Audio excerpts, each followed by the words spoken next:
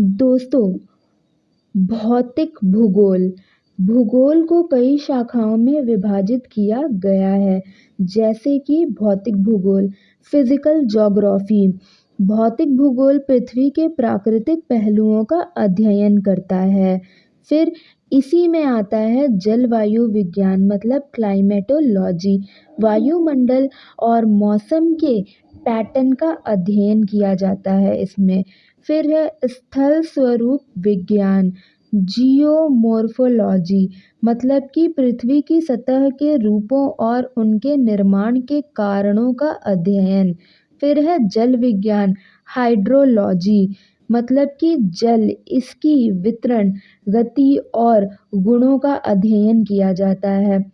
फिर है पेडोलॉजी, मतलब कि मृदा की संरचना, गठन और उपयोग का अध्ययन किया जाता है।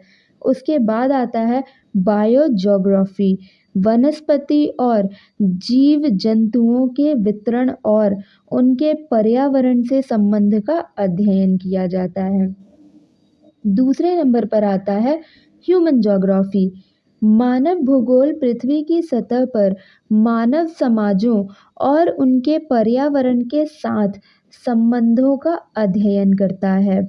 अध्ययन के कुछ क्षेत्र हैं, इसमें पहला नंबर आता है पॉपुलेशन ज्योग्राफी। जनसंख्या की संरचना, वितरण और विकास का अध्ययन किया जाता है इसमें। फिर आता है इकोनॉमिक ज्योग्राफी। आर्थिक क्रियाकलापों, व्यापार और उद्योग का अध्ययन किया जाता है। फिर आता है सेटलमेंट ज्योग्राफी। निवास के स्थल, उनके प्रकार और विकास का अध्ययन। फिर आता है कल्चरल ज्योग्राफी। सांस्कृतिक क्रियाकलापों और उनके स्थानिक वितरण का अध्ययन। फिर आता है पॉलिटिकल ज्योग्राफी। राजनीतिक इकाइयों, सीमाओं और क्षेत्रों का अध्ययन। तीसरा नंबर आता है एनवायरमेंटल ज्योग्राफी, मतलब कि यह भूगोल मानव और पर्यावरण के बीच के संबंधों का अध्ययन करता है। अध्ययन के कुछ क्षेत्र हैं, जैसे कि रिसोर्स ज्योग्राफी। प्राकृतिक संसाधनों की उपलब्धता और उनके प्रबंधन का अध्ययन करता है ये। उसके बाद इसी में दूसरे नंबर पर आता है एनवायरमेंटल इश्यूज। पर्यावरण प्रदूषण, ग्लोबल वार्मिंग और सतत विकास का अध्ययन। फिर फोर्थ नंबर पर आता है रीजनल ज्योग्राफी, जिसे हिंदी में कहते हैं प्रादेशिक भूगोल। प्रादेशिक भूगोल किसी विशेष क्षेत्र के भौतिक और मानव पहलुओं का विस्तृत अध्ययन करता है। इसके अध्ययन के कुछ क्षेत्र हैं, जैसे कि रीजनल स्टडीज़। विशेष भौगोलिक क्षेत्रों, उनके प्राकृतिक और सांस्कृतिक पहलुओं का अध्ययन करता है। उसके बाद इसी में दूसरे नंबर पर आता है रीजनल प्लानिंग। क्षेत्रीय विकास और योजना का अध्ययन कराता है ये। फिफ्थ नंबर पर आता है भौगोलिक तकनीकी, जिसे कहते हैं जियोग्राफिकल टेक्निक्स। यह शाखा भूगोल में प्रयुक्त तकनीकों और उपकरणों का अध्ययन करती है। इसमें पहला नंबर आता है जियोग्राफिक इंफॉर्मेशन सिस्टम। इसमें स्थानिक डेटा का संग्रह, विश्लेषण और प्रदर्शन पढ़ा जाता है। दूसरा नंबर आता है रिमोट सेंसिंग। पृथ्वी की सतह की छवियों और डेटा का उपग्रहों के माध्यम से संग्रहण। फिर तीसरा आता है कार्टोग्राफी, मतलब मानचित्र और नक्शों का अध्ययन। भूगोल की ये शाखाएं मिलकर पृथ्वी की संपूर्ण समझ विकसित करती हैं, जिसमें मानव और प्रकृति के बीच के जटिल संबंधों का समावेश होता है। दोस्तों, फिजिकल ज्योग्राफी भौतिक भूगोल की वह शाखा है जो पृथ्वी के भौतिक पहलुओं का अध्ययन करती है। इसमें पृथ्वी की प्राकृतिक संरचना, स्थल, रूप, जलवायु, मृदा, वनस्पति, जल संसाधन और अन्य भौतिक घटकों का गहन अध्ययन किया जाता है। भौतिक भूगोल यह समझने का प्रयास करता है कि पृथ्वी की प्राकृतिक प्रक्रियाएं और घटनाएं कैसे संचालित होती हैं और वे मानव जीवन और पर्यावरण को कैसे प्रभावित करती हैं। भौतिक भूगोल की कुछ प्रमुख शाखाएं हैं, ब्रांचेस हैं। जो पहला नंबर है जियोमॉर्फोलॉजी, मतलब कि यह पृथ्वी की सतह के विभिन्न स्थल रूपों जैसे पहाड़, नदी, घाटी, मैदान और रेगिस्तान का अध्ययन करता है। यह जानने में मदद करता है कि ये स्थल रूप से बने और उनके विकास के पीछे कौन सी भूगर्भीय प्रक्रियाओं का जिम्मेदार है। दूसरा आता है हाइड्रोलॉजी, मतलब कि जल विज्ञान। यह पृथ्वी पर पानी के वितरण, गति और गुणों का अध्ययन करता है।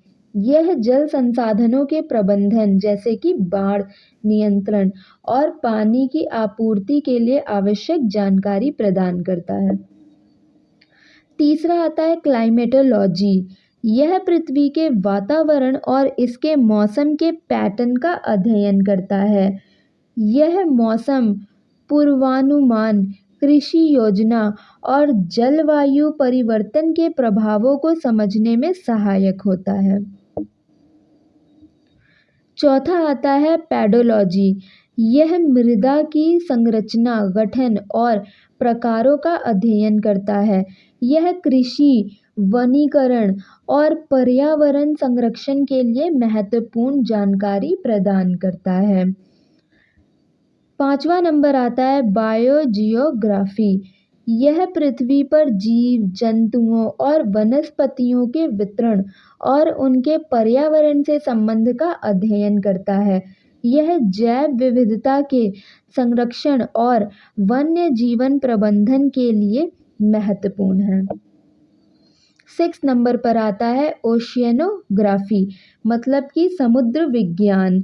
यह महासागरों, समुद्रों और उनसे संबंधित प्रक्रियाओं का अध्ययन करता है।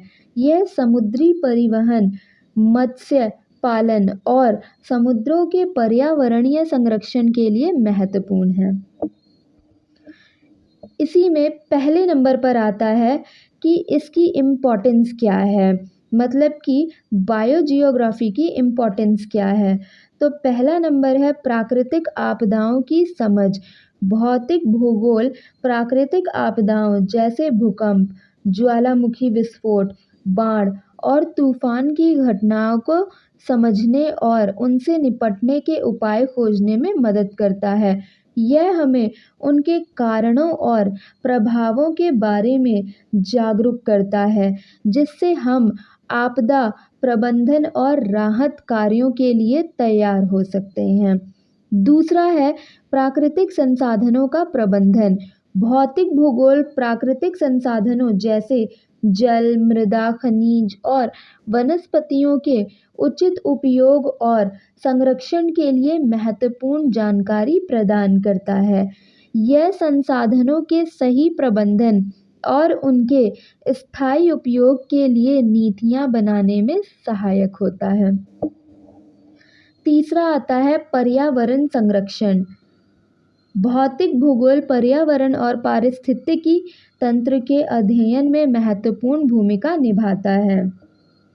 यह पर्यावरणीय क्षरण, प्रदूषण और जलवायु परिवर्तन के प्रभावों को समझने में मदद करता है और उनके निवारण के उपाय सुझाता है।